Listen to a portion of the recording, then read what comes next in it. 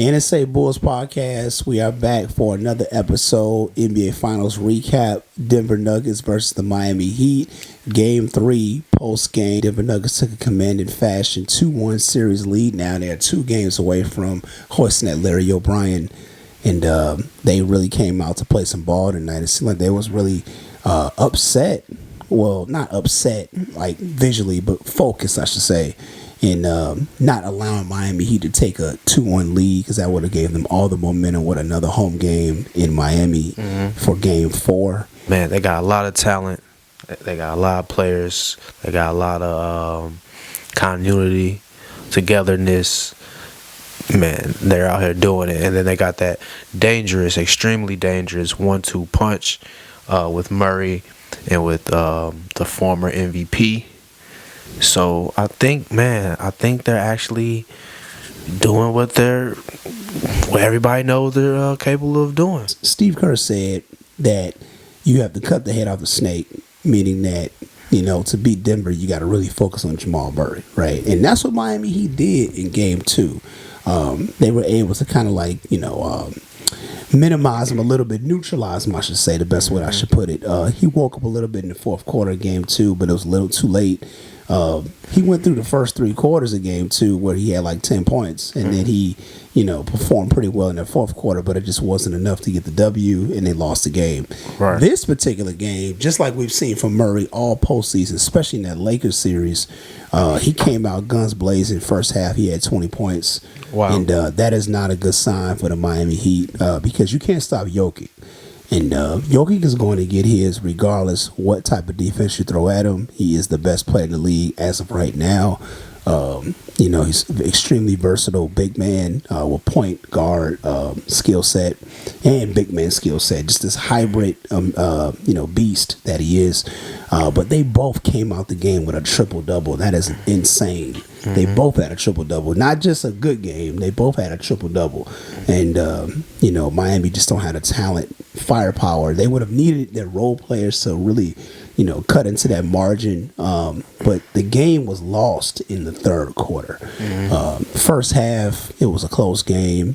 Coin flip in terms of who would win the game. But, it's a tale of two halves. But the thing is, Miami didn't Miami didn't underperform. Denver just performed to their level.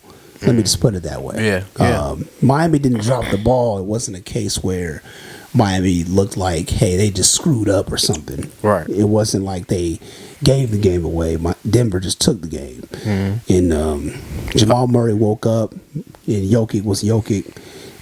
Neither one of the teams really got great role player production tonight. I mean, it's pretty bad for if you look at it, the player production outside of Butler and Bam.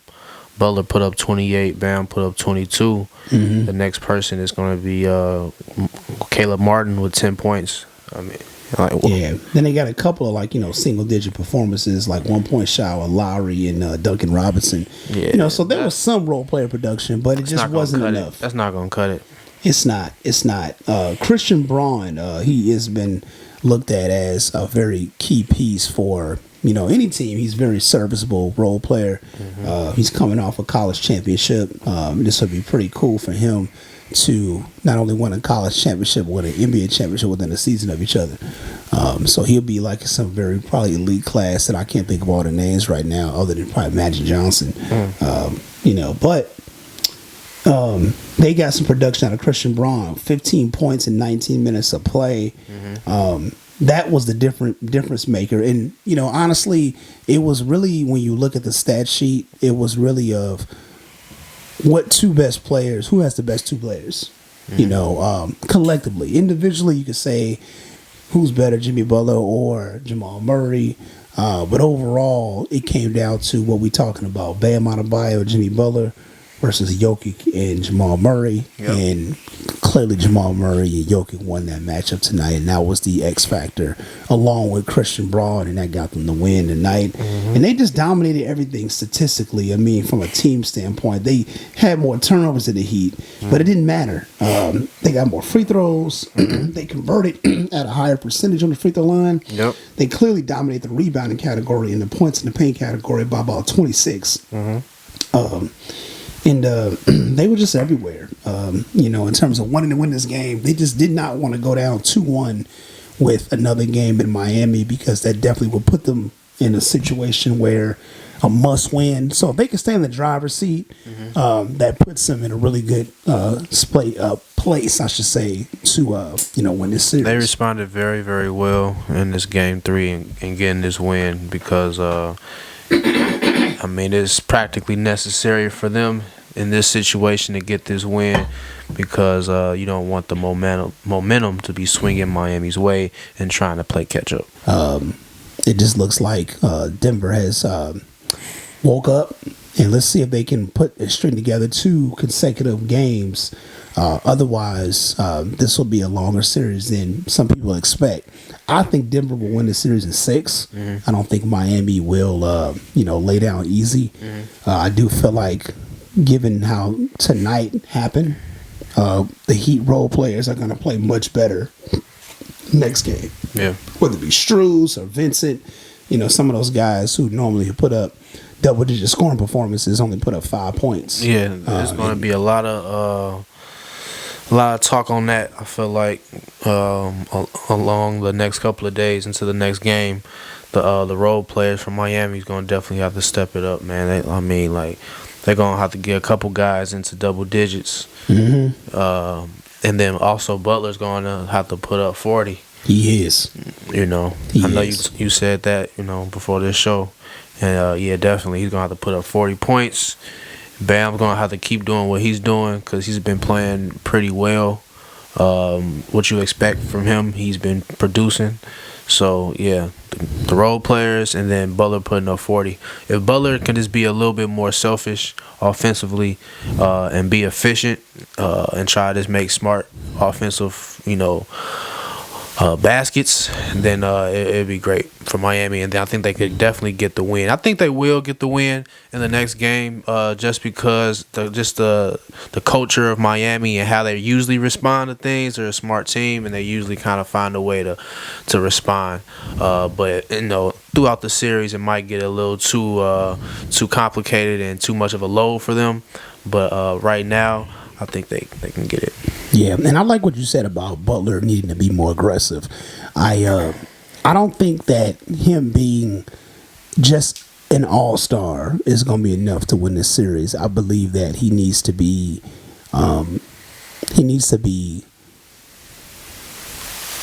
like he was in Milwaukee. Like he needs to be like that. Does he have enough in the tank? He's did it since the first round of the playoffs, carrying over to the second round against the Knicks, right into the Boston Celtics series. And he's gotten help, no question about it. He's gotten enough help with his, other players around, the Kevin Loves of the world, Caleb Martins of the world, Kyle Lowry's of the world. But they're going to need him to get 35 plus in order for him to win the game. He's going to put his cape on. He's got to put the cape on. And come do it. I know he's tired. His body's probably worn down towards the end of the season. But they really need him to do that. Put this cape on and just come save the day. We had a conversation before we shot, right, where we were talking about, best two-man game. And we were making comparisons to Stockton and Malone based on the fact of how Jokic and Murray play. They play off the pick and roll, pick and pop, and the offense is very fluid where it initiates through them, and then the other guys kind of pitch in through that, right? But it's initiated through Jokic, initiated through Murray, and that's how the offensive sets go, which is very, very similar to the traditional ways of John Stockton and Karl Malone. When you look at this tandem, is it too premature to put them on the same level as those Hall of Famers? And we're talking collectively, we're not talking about individually. But even if you want to take it that far, What would you say about that? If they win a ring this year, yeah, they will surpass them because they got the ultimate goal. I mean, I know Jordan was a problem back then, but they won. They will be champions. I agree with you. I feel like Jokic is he's something we've never seen before, man. From an individual standpoint, but I also feel like from a tandem standpoint with Murray and Jokic, they have the ability to score at a higher clip than collectively than Stockton and Malone. They could be considered one of the best duos in history if they can win this year in this championship run, in this season, this championship season that they be having. They go down as one of the best duos in history, potentially. What they can do, just because they kill you, man. They really rip your heart out because they're so talented, so skilled. Both of them, like, equally as skilled, pretty much. I mean, you know what I mean? Like, it's scary for any team. Yeah. Like, shit. Just imagine if Murray was like 6'6", like he could be like a Kobe-like player. And we could be making a comparison between Shaq and Kobe and fucking Murray and Jokic. That's how scary the talent is. Neither one of them have very little to no weaknesses in their game offensively. That's what we're talking about. Like, they both can shoot the three. I mean, Jokic is more of a set shooter, but he can still knock it down. And they both know how to knock down free throws at a decent clip. They both know how to look for the open man. They're willing passers, both of them. And today you saw it tonight. I mean, with triple-double from both of them. I mean, Miami can't allow, and I shouldn't say allow because Denver took it, but they can't withstand winning while they go off like that collectively. Yeah. I mean, I think about a lot of the two-man Tatums in the league and even in history. Like, you have Boston with Jaylen Brown and with Jason Tatum. Like, that's scary. But at this point, you could say that the Denver Tatum, two-man Tatum, is even better. Yeah, it's more polished. Polished. Yeah. But even further along the discussion, I look at, like, I don't know. Like, I don't want to just say, like, anything crazy, but let's do a comparison with LeBron James and Kyrie, right? Now, LeBron James and Kyrie, they have the bigger names, but it doesn't mean they're necessarily as cohesive. Yeah, I get you. But that's an argument, though, because I'm not saying that they surpass them in that, but that's how dangerous this Tatum is. Yeah, I look at Jokic and Murray very similar to Tim Duncan, and Tony Parker, but giving Tony Parker a jump shot. Yeah, that's what I'm talking about. But I feel like you can't even do that. That's what Murray is. You can't even do that because there was three of them. That's what I'm saying, excluding the trio aspect. Yeah, but you can't, though. That's why you can't. I know what you mean. I'm talking about just. You're right, but I was just mainly talking about like just those two and how they play with each other. Yeah. Like when you look at old San Antonio footage, these guys are retired Hall of Famers, but Parker used to go running circles around Duncan just to get backdoor cuts and stuff like that, and then the offense will flow through that. But if Parker could shoot a three ball like Murray could shoot it, you would see a lot of what you see Murray doing right now. Like, Murray is coming off doing the same things Parker would do, whereas like he's running around screens. Jokic is like overthrowing the ball in positions where only Murray would catch it. Yeah. So he's doing stuff like that. He's finishing at the rim with English. He's doing stuff like that, or he's coming off the screen like, They're reading each other and they play for each other. Yeah. And not for themselves, but they are very, very dangerous, fluid. But that's like Steve Nash and Dirk Nowitzki. Yes. Before they even though they never won a championship. Yes. But that team was nasty. Very nasty. And they had a three-headed monster with Michael Finley. Back then. Wow. So yeah, I mean, this team is tough, and we've seen it in history of sports, right? Especially in the NBA, where a team that wins their first championship, barring any injuries, they're going to be very difficult for the following season for anybody. The confidence is going to be there. Guys are going to be more sure of what they want to do. Not that they're not sure now, but it's just when you get that championship medal under your belt, you feel like you can do it again. And Denver is definitely going to be tough to build. Regardless of how the series turn out, I do feel like Denver was going to win the championship this year. Yeah. But I feel like Miami still got something to say about, the final verdict of everything, given that they have a lot of heart themselves. So, so you got Miami coming out for game 4. You think Miami going to win next game, tie the series at 2? I have to see what Vegas says. Nah, I feel like they might do it. They might pull through, and get the win. In Miami Heat fashion, and then after that it might be over. Yeah, here's what I think. I think Denver also knows that their role players didn't play as well. Aaron Gordon did not play well. 11 points. Yeah, Michael Porter Jr. He has not been able to shoot the ball at an efficient way. Might be some finals jitters or whatever the case may be, because he wasn't shooting this bad previous rounds.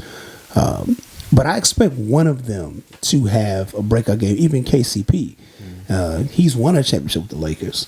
So one, if not two, of those 3 guys are going to play well.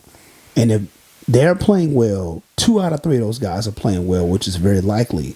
Along with Murray and Jokic playing well, I think I can see Denver going away with a 3-1 series lead, going back to Denver. But as odd as it may seem, I think Miami could win in Denver and then take it right back to Miami, and Denver going to have to close it out in Miami. That's the beauty of sports. You never know, and it can go either way. It can. It can go so many different ways. Yeah. You never know. Well, the thing that I believe is that in order for Miami to win the game, they have to stay in striking distance. Yeah. Denver's offense is too good. If you give them comfortable leads, or if they get comfortable leads, let me put it that way, it's more of a foregone conclusion, especially when you get to that second half. Yeah. And we talked about this earlier on, but when a team comes out the second half and commands the third quarter, that's the difference maker. They can go into the fourth quarter with a comfortable lead, and they just got to maintain, not make any mental mistakes. Because typically what happens is if you can get that 8 to 10, lead going into that last quarter, and if you can minimize mistakes, you'll come out with the win. And that's the thing. All the teams in the recent memory I've noticed win that third quarter, and that's what happened tonight. Third quarter was clearly won by Denver, and then they carried over to the fourth quarter, and then now the rest is history, and they win the game by 15 points. Miami's gonna have to they're gonna have a lot of things to try to check off to win this series. First, I feel like defensively, they should just try to lock in and hold in on their whole defensive plan and try to just knock that out to a T, and that'd be a great start. I think what they need to do, too, is they got to start worrying about trapping Murray. They got to trap Murray. Very similar to how they would trap Curry, in previous finals, where Curry would, come up the court. Because Murray's too dynamic. Yeah. And you can't stop Jokic. So you got to go with the lesser of 2 evils, because they both need each other to win the game. Clearly, right? Because there's games where Jokic has gone for 40, but Murray didn't play so well. It makes it easier to beat the Nuggets. The Nuggets, if you can give them in a 3 to 4 point game, and you got the type of championship medal roster like Miami has, then that's just where you need to be. You want to keep them right there, because you're not going to blow out Denver. Denver is too good of a team. You just want to keep it close. You want to keep it close enough, but if Murray goes off, it's not going to be close. It's going to be hard to make it close. It's not. It's going to be hard, or it's not going to be close. So if I'm Miami, I'm really focusing on trying to minimize, because you can't stop Murray. I mean, you can't stop any of these NBA players. They all in the league for a reason. For real. But that's what I would do. I would really focus and hone in on disrupting Murray's flow, getting the ball out of his hands quicker, making Michael Porter Jr. beat me, making KCP beat me, And they can hit outside shots, but the thing is, it's funny. It's like everybody's in the league for a reason, but after so many games, it's about rhythm, right? And it's easier said than done, but if you can disrupt the rhythm of what a team wants to do, that makes it easier for you to come out with the victory. Like making Michael Porter Jr. go get me 30 tonight, because we really not letting Murray get this 30. We going anybody but Murray. We can't stop Jokic, but Jokic can't do it by himself. Jokic gonna get you 40 if necessary, but make Michael Porter give me 30 and see if they offense can adjust to Murray getting 10 and Michael Porter getting 30. Or, and most times when you take a role player out of their comfort zone, not comfort zone, but a lot of times it doesn't suit well for the offense because the dynamics is it's unfamiliar, where the team hasn't rehearsed. Like, okay, we're in this situation where he has to take more shots. Exactly. Michael Porter got to shoot the ball more than Jamal Murray. That's not how their offenses ran. Right. And if you can get something like that to happen, then that could create, that can disrupt the rhythm. And that can make it a little easier for you to come out with the victory. Yeah. So we'll see. We'll see. Like these things are easier said than done. We're talking about guys that multi-talented, big wings, with mobility, athleticism, and but that's what I would do if I was a Spoelstra. But he's an exceptional coach, so he'll definitely make adjustments. So we'll see how that goes with them. But yeah, man. This NBA Finals ain't bad. No, it's not bad. It's not bad at all. It's very competitive. It's very strategic. It's not a lot of wow plays. And that's for those casuals who looking for like somebody to get dunked on or whatever. But not a lot of NBA Finals go that way anyway. Bam had a big dunk though. Yeah, he did. Yeah. That putback dunk on Jokic. Yeah, that was nice. Yeah, that was nice. It was perfect timing, or right off the rim. So. Yeah, man. So Miami is not going down without a fight, man. It's going to be really tough for Denver next game because everybody knows if Denver go 3-1, it's pretty much over at that point. But I still don't count Miami out, even if Denver were to go 3-1. What about the Bulls? What about the Bulls, man? Free agency is coming up and is nearing. Obviously it's speculative right now. I mean, everything's in the air, in terms of them re-signing Vooch. We talked about that last episode. I think they're going to do that. I think they should do it. I mean, it's not too many bigs in the league that can give us the type of production he can give us. True. He did finish the league third in double-doubles, which is really good there. But let's talk about a shocking revelation that just happened. What? Chris Paul got waived off the Phoenix Suns, bro. Shit. Waived. Wow. Now. I mean, I'm not surprised, though. Yeah. Because only reason I say that because they were playing pretty well without him.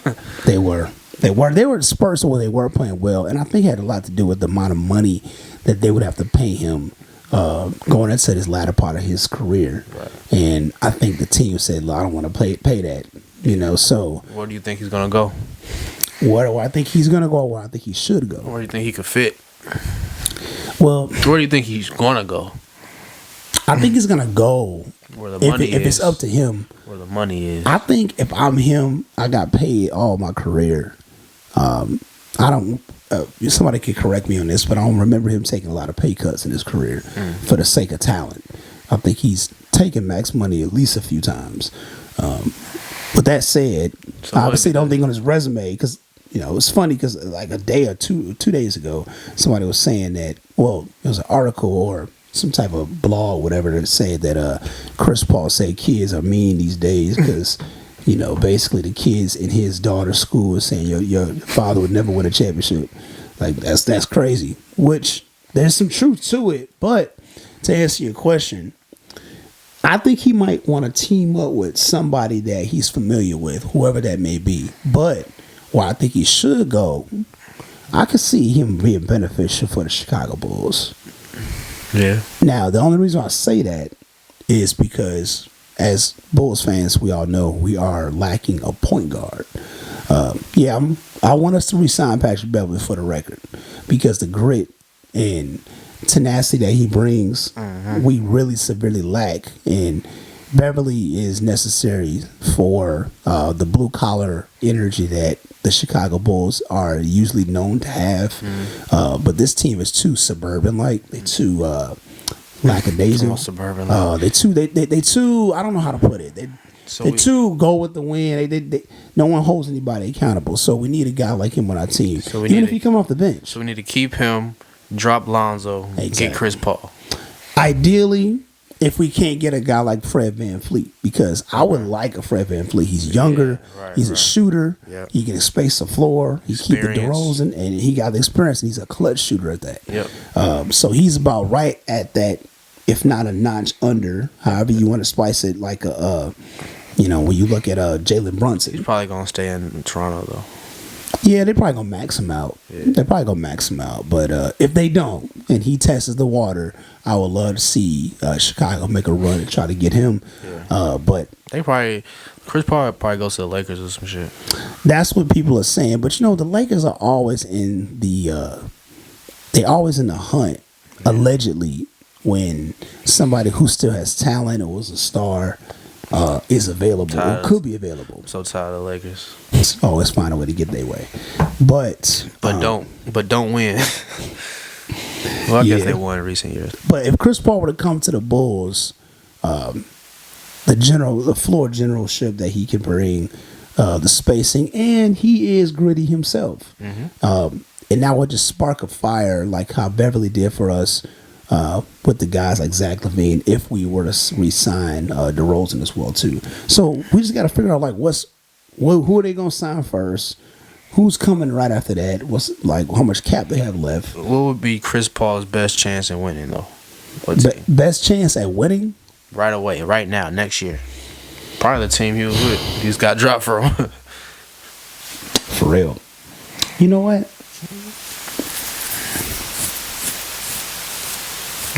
The Bucks and shit. Probably the Bucks, or probably Miami. That's if they don't. I don't know what Kyle Lowry's stance looks like after the season. I don't know. I don't think he can really help Miami though. Now speaking of Miami, now that I know I'm hopping topics, but. The other thing that was in the news is that Damian Lillard was saying something about like what team would he want to go to if he were traded, and I think he said like Miami with like certainty, right? Yeah, he did say that. Yeah, so if I do believe they need him. I do believe that I don't know what the future holds, but I do know this. I'd feel this. Whatever happens, especially if Miami loses, which I feel like will happen. Miami is going to find a way to get some type of talent. They're going to get Dame. They're going to find a way. Because a lot of these guys are not signed to max deals. They 7 undrafted players on their team. They got money. They got cap to do it. And if they made it this far without another star, who's to say what they can They're going to get add? Dame, and that shit going to be scary. It can be. It really can be. But that type of culture and that type of energy and that mindset and that coaching that they have, all A+ across the board. Storybook. And he'll never have to change shoes, man, because he'll always be red, black, and white. The only other place he can do that is the Bulls. It makes sense for him in his career. It makes sense for him to go to Miami. Yes, it sure does. So, I think next month a lot of stuff is going to go down. Some stuff I feel like throughout the league is going to be, we expected that. But even Kyrie's out there saying he want to, get LeBron and come to Dallas. That won't happen. I don't believe that is going to happen at all. But I do believe Lakers might make a shot at trying to get Kyrie. Yeah. So I feel like it's just a lot in the air. Some stuff is fluff. Yeah. But from the Chicago Bulls standpoint, I wonder what they're going to do. We need Kyrie Irving. We need to replace Lonzo.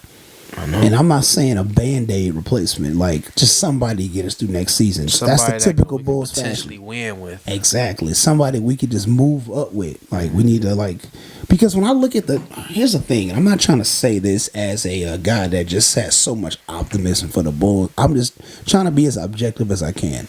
When I look at the talent of the Eastern Conference, the Bulls can hang with all of those teams. The problem was their mental and their mindset and their coaching, like Billy Donovan. That was their issue. It wasn't a lack of talent because We got that. Exactly. They got on talent. They got the guys that can get you 25. They got the guys that get you 20. They got guys that come off the bench and get you 20.